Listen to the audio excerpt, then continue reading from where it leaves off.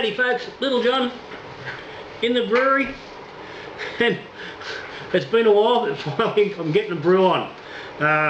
Actually got a beer underway, so we're going to get into it very shortly, but you're going to notice on today's video that I'm going to change up the way I'm doing things a little bit. There's going to be less video of things like, you know, milling the grain, mashing in, sparging, stuff like that. Things that you've all seen a million times.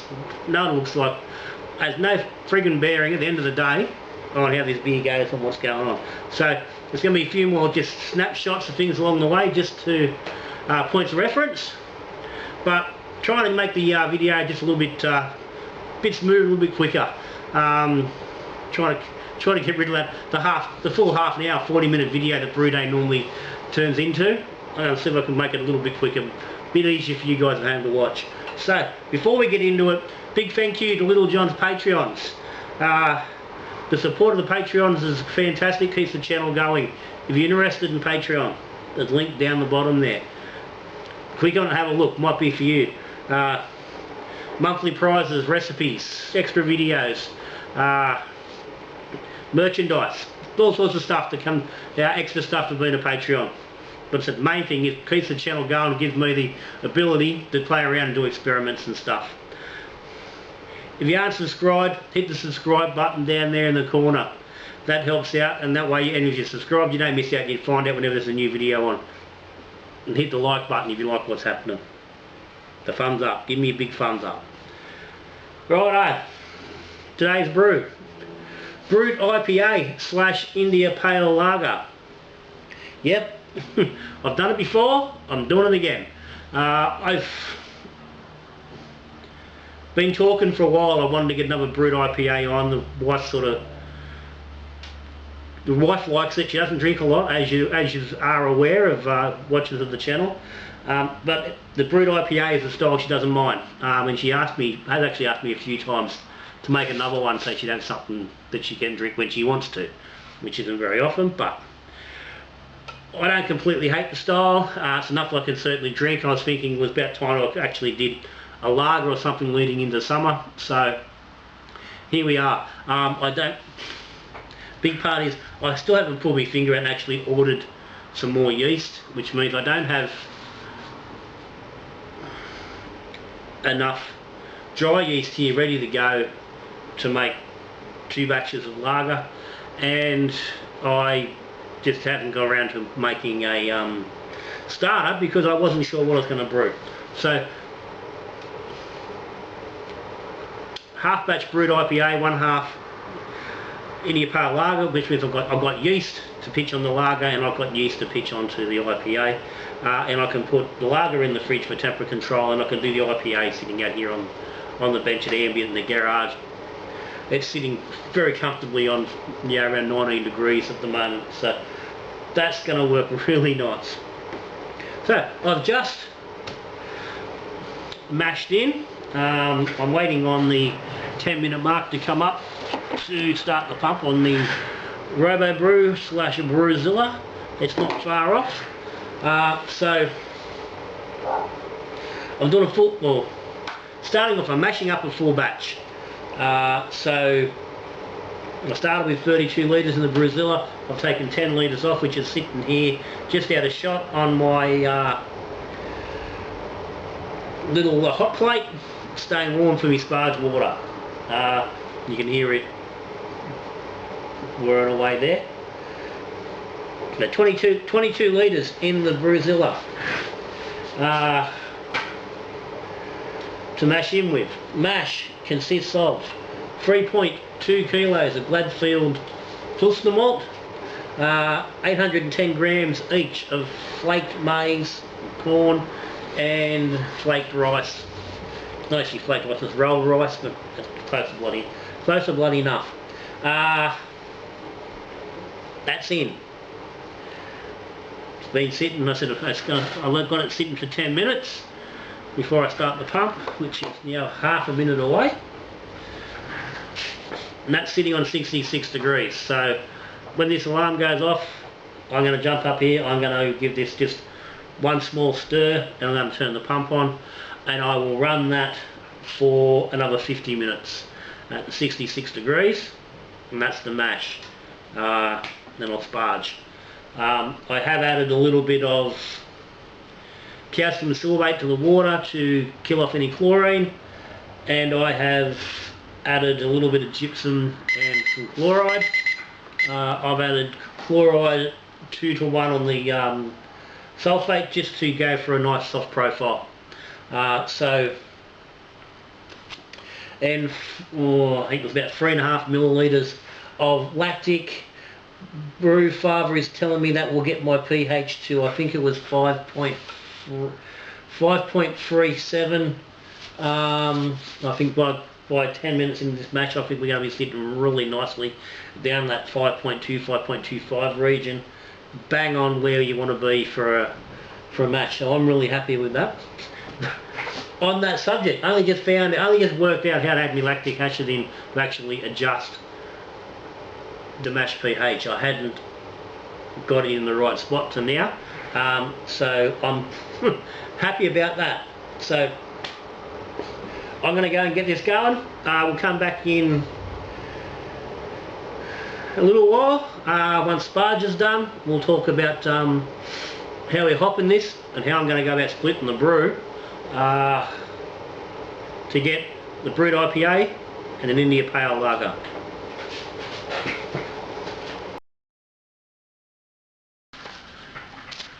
Righto. Sparge is near completed. We're coming up to a boil. I'm going to do only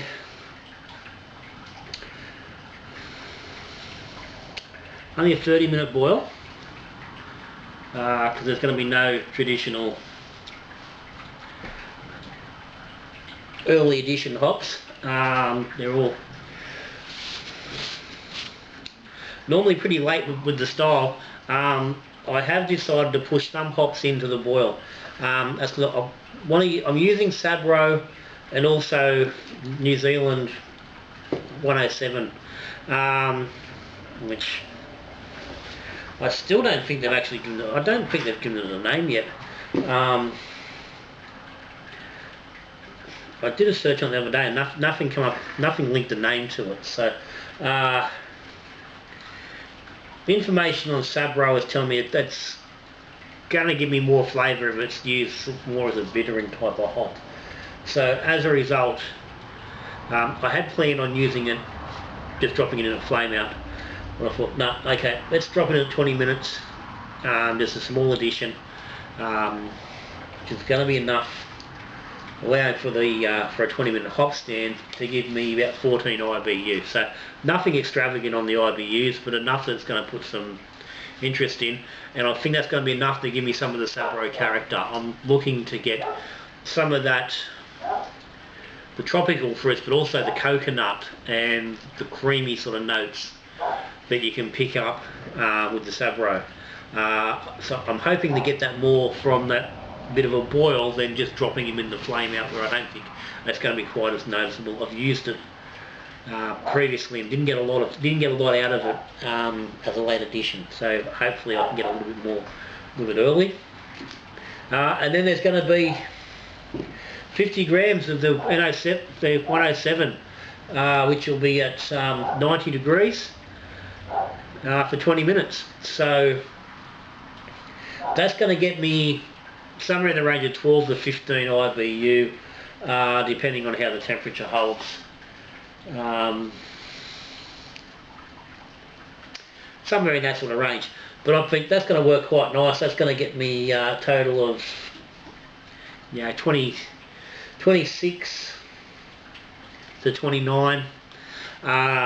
It's that mid to high 20s, which I think is going to be absolutely plenty, given there's not going to be a lot of malt backbone in the Brut IPA. I will dry hop the Brut IPA, but we'll talk about that in a second. So what I will do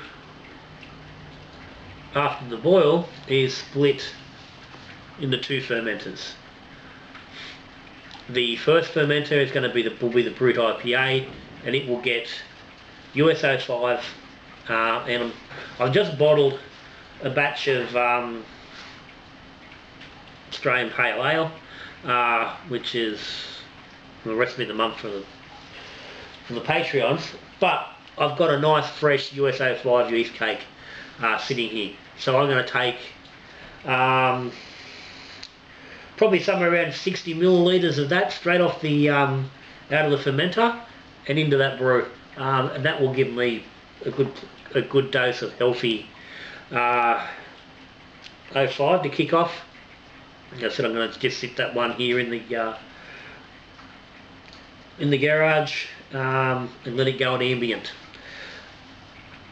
On day 6 I will dry hop that with another 50 grams of the NZ107. I've got 100 grams of it sitting there, so I'll split that 50-50, and that will go in on day 6, and I'll leave that in for about 3 days, and that'll be it. That'll be that done.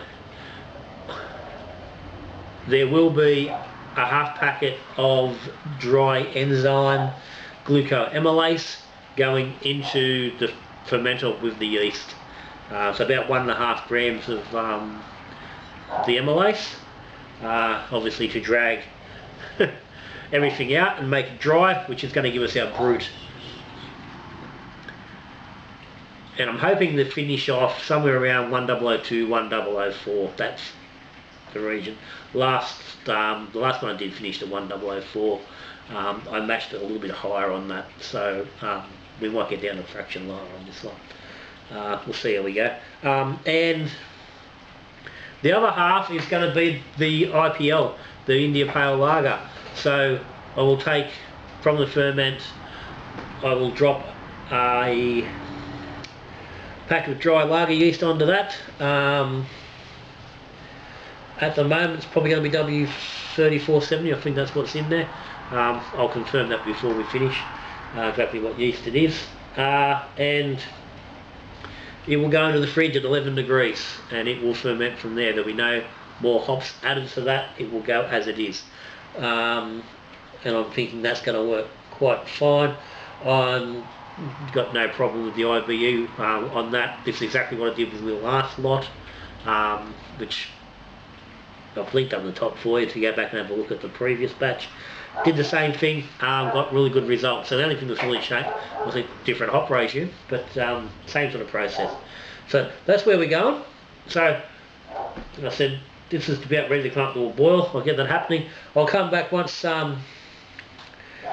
boil's done, we've cooled and we've got it in the fermenters. We'll have a look at some final gravities and wrap up those yeast and all those numbers.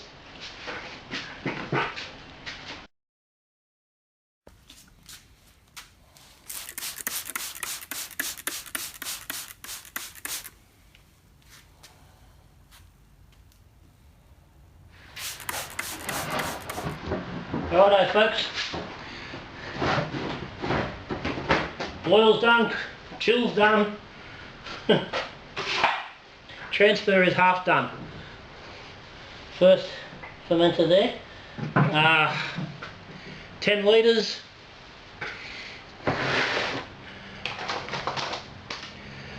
I don't know what the gravity is, let's find out. That's what that bloody tube's there for.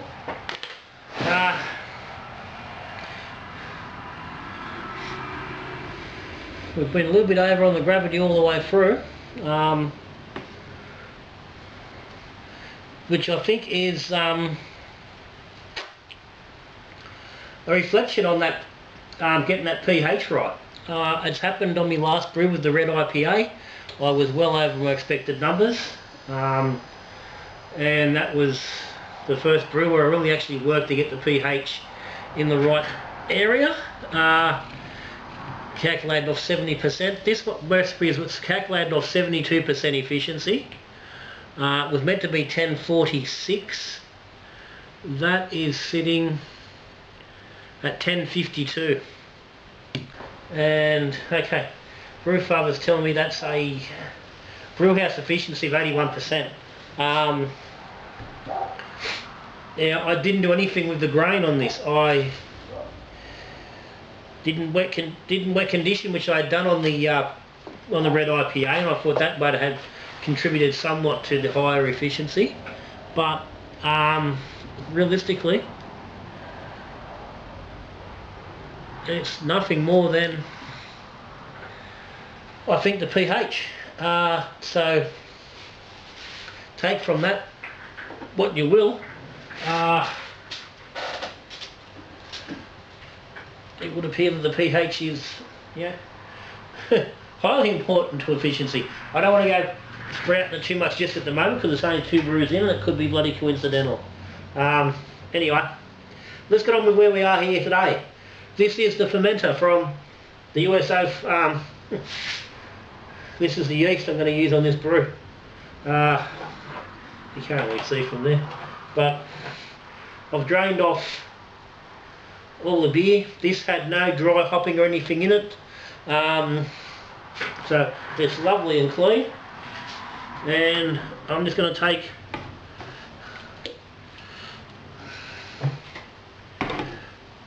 three big spoons of that straight into there. Now, I don't know whether you can see there or not, but I've just like sanitised my hands and the spoon very 2 or 3 times they've both been done. So, yep, that should be plenty of yeast. That's super fresh.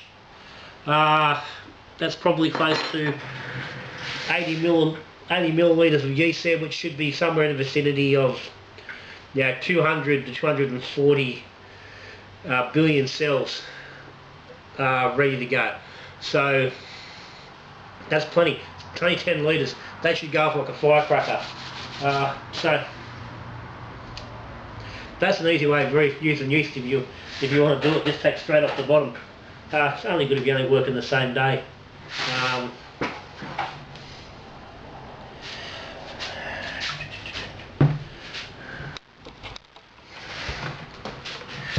Let me have a look. That's beautiful. Lovely yeast. It's a mountain over there. Could not get a few more batches of that.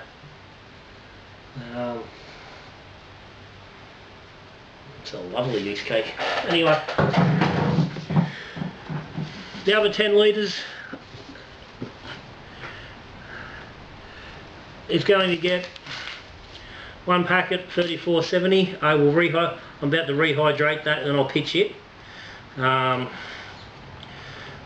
going to get that 10 litres drawn off into the other fermenter, get it into the fridge so it'll start cooling down. It's currently sitting about 21 degrees as you saw there.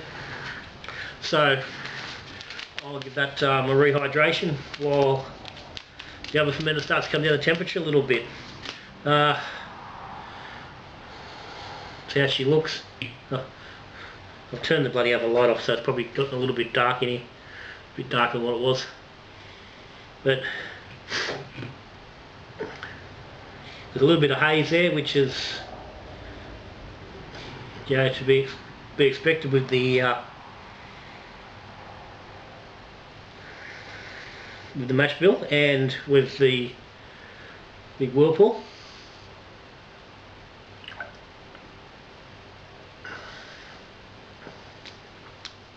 Well, yeah, that's tasting good. There's a nice level there. So as I said, the lager side, the IPL side, is going to get just the yeast that's going to go in the fridge and it's just going to ferment. Nothing else added to it. The Brut IPA will get 50 grams of the NZH 107 at day 6, and it will get 3 days on the on those hops before it's sort of cold crashed and should be ready to bottle at that point. So that's brew day done. I hope you like the new format, or just the change format. It's not necessarily going to be exactly the way it's going to happen all the time. Just something a little bit different. I think it's probably going to be a little bit more too basic. Yeah, a little bit more basic than what I'd like. Like a little more bubbling over, but we'll see. So it's always, you know, got comments and questions, stick them down the bottom. You know, if you like the new way, tell me about it. Do you brew Brut IPA? Do you brew IPLs? What do you do? What don't you do? What have you learnt?